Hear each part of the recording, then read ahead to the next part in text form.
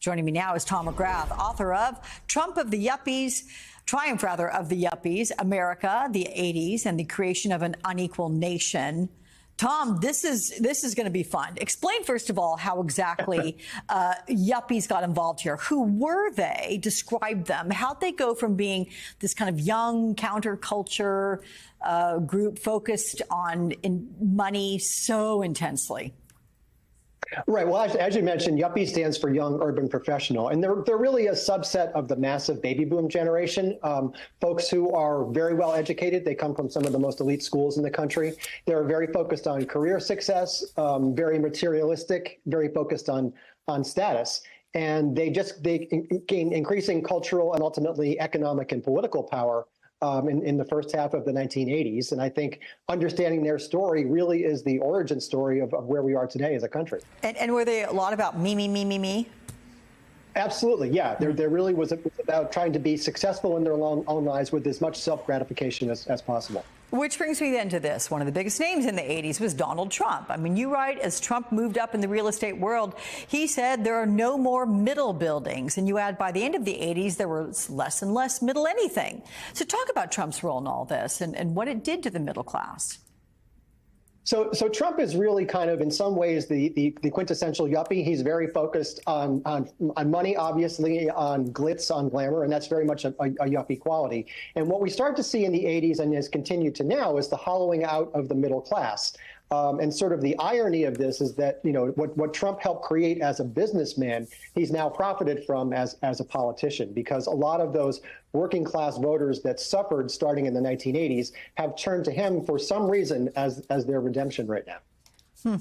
Here's something you also say. Their prominence increased, quote, the rest of America's general distaste for yuppies evolved into an impatience with what became known as the elites. And we often hear about the right's resentment of the elites. But how then was Trump able to convince them to support him when what you're saying, this description, he is one of the biggest examples of the yuppies? Yeah, I mean, yuppies are kind of insufferable, and we're kind of insufferable, and that's one of the reasons that there was so much eye rolling about yuppies.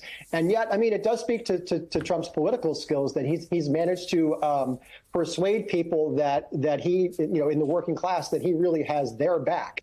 And to some extent, I think it's because he's been successful. People admire people who make money, even though they resent a lot of the methods that are used for making that money. And so, again, it speaks to Trump's political skill. I mean, I'm certainly no fan of Donald Trump, but I think as a politician, he's particularly savvy at the way he's done this. Were yuppies ever cool? Was Donald Trump ever cool in this role? Well, they were cool amongst themselves, that's for sure. But the country pretty quickly had their fill of them. And when the stock market crashed in 1987, there was a general consensus that this was the death of the yuppie and that really this was the end of yuppiness. And in fact, yuppiness has more or less continued for the last 40 years. Interesting that you write about the culture that garnered support for President Ronald Reagan and an administration that focused on tax cuts for the wealthy, defunding government regulations, government programs, and deregulation, of course. How much of the way our country runs today can be traced back to President Reagan? A lot of it. I mean, you know, so much of what happened in the 80s is really relevant now. And in some ways, a lot of those issues that you just mentioned and those policies, Reagan pitched them as sort of benefiting the working class. And the truth is that almost all of them have actually hurt the working class. But again, it speaks to Reagan's political skills that he was able to pull off that messaging, even though the ultimate beneficiary of so many of those policies have been people at the upper end of the income scale. I'm curious what kind of reaction you've gotten to the book.